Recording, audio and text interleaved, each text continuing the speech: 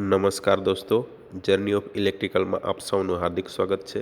દોસ્તો, આજે આપણે ઇલેક્ટ્રિકલના 25 મોસ્ટ આઈએમપી ક્વેશ્ચન વિશે અભ્યાસ કરીશું. તો સ્ટાર્ટ કરીએ. First, for testing appliance the voltage of test lamp should be. Testing ઉપકરણ માટે ટેસ્ટ લેમ્પનું વોલ્ટેજ લેવલ કેવું હોવું જોઈએ? તો આપણો આન્સર આવશે C, high. Second, International ohm is defined in terms of the resistance of. International ohm રેઝિસ્ટન્સની દ્રષ્ટિએ કઈ રીતે વ્યાખ્યાયિત કરવામાં આવે છે? તો આપણો આન્સર ડી છે, a column of mercury. Third, Ohm's law is not applicable to. Semiconductors માટે ઓહમ્સ લો એપ્લિકેબલ નથી. આન્સર બી સાચો છે. Next, the superposition theorem requires as many circuit to be solved as there are. સુપરપોઝિશનના થિયરમને ઉકેલવા માટે ઘણી circuit જરૂરી છે. એ જ મુજબ નીચે મુજબ શું બીજું જરૂરી છે?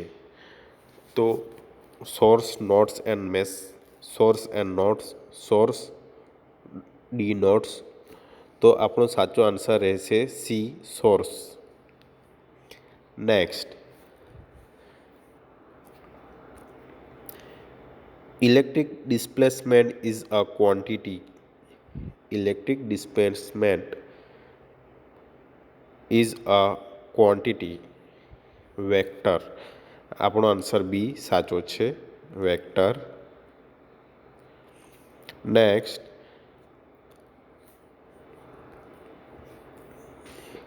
The bridge used for the measurement. The bridge used for the measurement of the value of the capacitance is.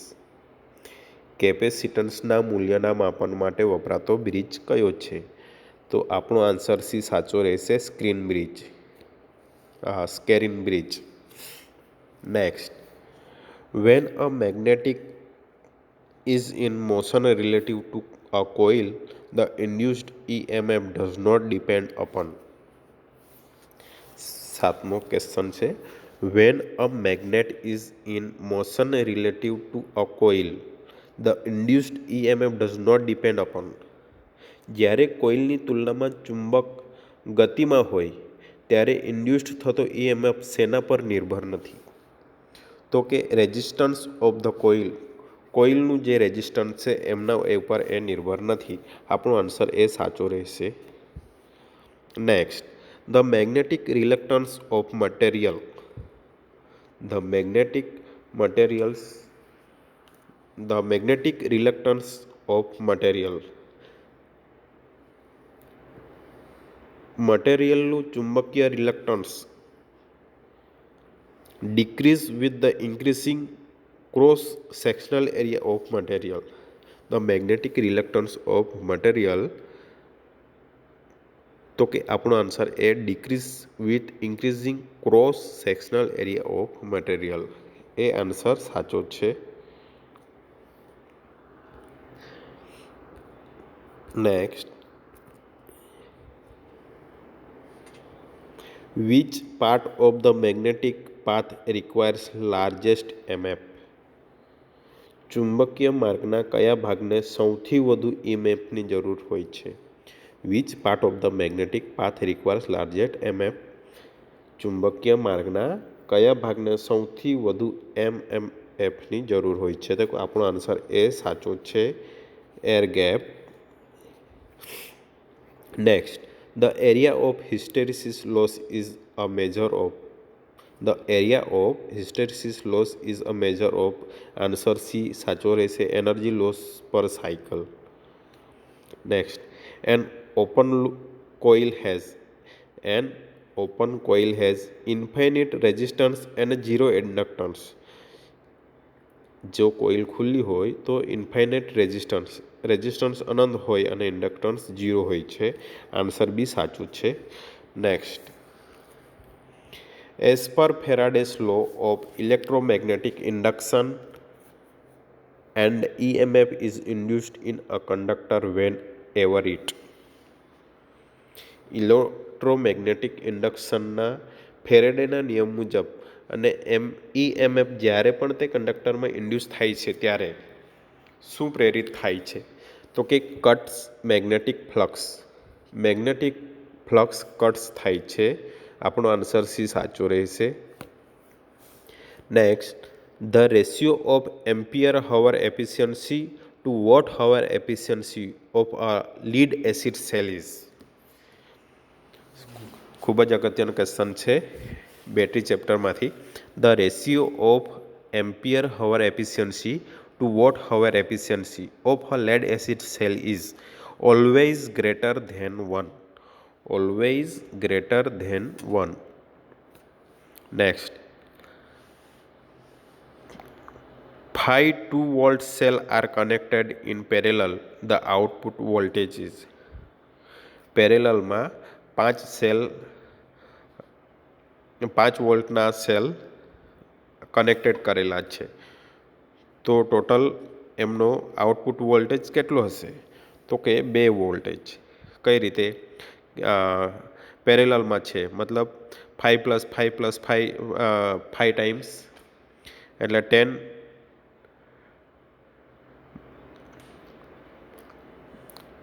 અને 5 ટાઈમ્સ છે મતલબ divide by 5 5/10 2.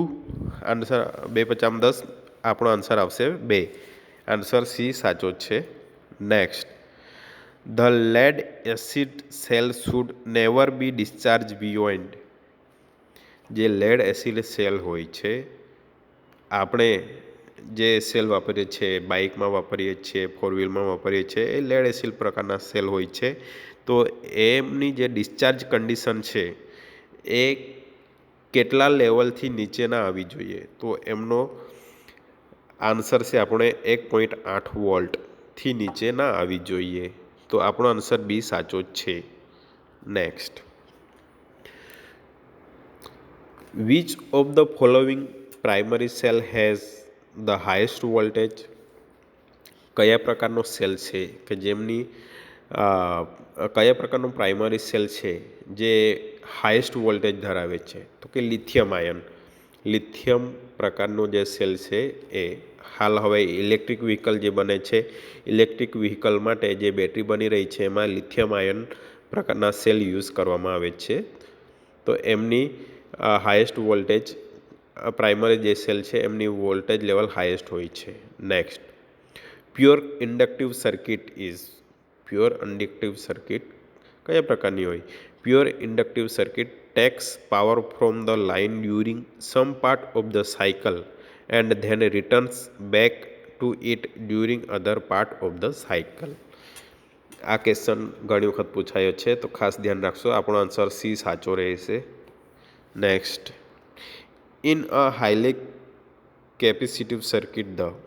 In a highly capacitive circuit the reactive power is more than the actual power. Highly capacitive circuit કયા પ્રકારની હોય? Reactive power is more than the actual power. આપણો answer C સાચો છે. Next, in a purely inductive circuit actual power is 0. B answer સાચો છે. આ inductive અને કેપેસિટિવ આ બે ક્વેશ્ચન ઘણી એક્ઝામમાં વારંવાર પૂછાયા છે, માટે તમને યાદ રહે એ પૂરતી સાથે જોડી જ લીધા છે, તો ખાસ ધ્યાન રાખજો, નોટ કરી લેશો. In a highly capacitive circuit the reactive power is more than the actual power. Okay. Next, in a purely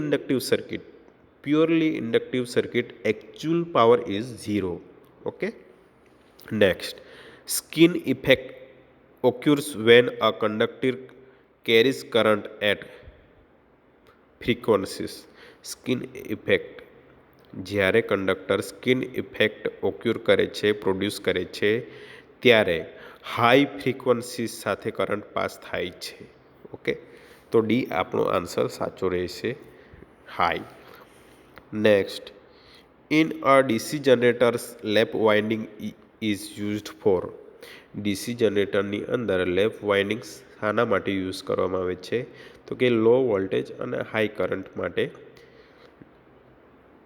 lap winding use કરવામાં આવે છે. બી આન્સર સાચો રહેશે.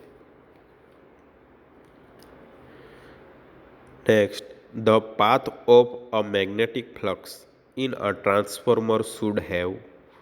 The path of a magnetic flux in a transformer should have low reluctance. D answer આપણો સાચો રહેશે, low reluctance.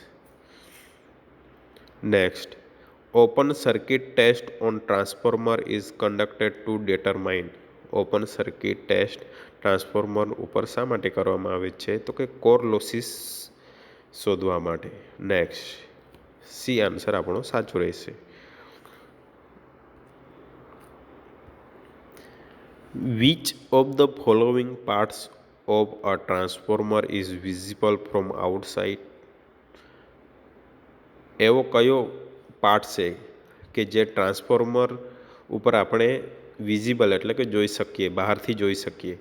Core, તો કે એ અંદર હોય છે, ટ્રાન્સફોર્મરની બોડીની અંદર હોય છે. પ્રાઇમરી વાઇન્ડિંગ પણ અંદર હોય છે, સેકન્ડરી વાઇન્ડિંગ પણ અંદર જ હોય છે. જે બુશિંગ્સ છે, RYB ન્યુટ્રલ માટેના જે બુશિંગ્સ પ્રાઇમરી સાઇડ સેકન્ડરી સાઇડ જે કાઢવામાં આવતા હોય છે એ આપણે વિઝિબલ જોઈ શકતા હોઈએ છીએ. માટે આપણો આન્સર સી સાચો રહેશે, bushing. Next, artificial drafts is produced by. Artificial draft is produced by. Artificial draft C આપણે air fans, steam jet, fan or steam જેટની ડિઝાઇન કરી શકતા હોઈએ છીએ. માટે આપણો answer D, all of the above સાચો છે. આન્સર ડી ટ્રુ છે. તો આ જ રીતે આપણે મોસ્ટ 25 એક્ઝામ આપણે જોઈ લીધા. દોસ્તો, મારી ચેનલમાં જો નવા હો તો ચેનલ લાઇક, શેર, સબસ્ક્રાઈબ કરી દેશો. નમસ્કાર.